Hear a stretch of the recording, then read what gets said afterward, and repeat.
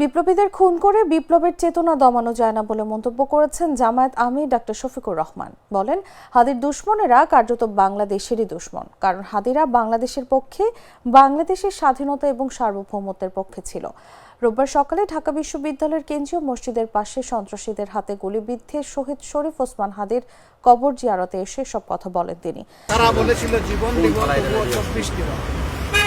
এটা কেন বলেছিল আমরা সবাই বুঝি। এটাই তাদের উপর। তারা কারো দিকে অন্যায়ের হাত বাড়ায়নি, কারো উপর জুলুম করেনি। হাদি আজীবন ইনসাফের কথা বলেছে। এমনকি বলতে বলতে এটাও বলেছে যে আমার শত্রুর প্রতি আমি ইনসাফ করছি।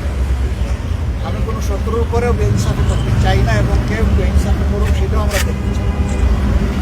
এমনই একটা নির্মল চরিত্রের ছেলে, যে আসলে অনেকের অন্তরে জায়গা করে, অনেকের ভালোবাসাটাই সম্ভবত তার জন্য কারো কিছু সহ্য করা কঠিন। এই জন্যই তারা ষড়যন্ত্র করে দুনিয়া থেকে তাকে উঠিয়ে দিয়েছে। কিন্তু যারা বিপ্লবী, তাদেরকে খুন করে বিপ্লবের চেতনাকে খুন করা যায় না, বরঞ্চ সেই চেতনা আরও ছড়িয়ে যায়। গতকালকের জানাজা সারা দুনিয়া প্রত্যক্ষ করেছে, এবং আমরা মনে করি সারা দুনিয়ায়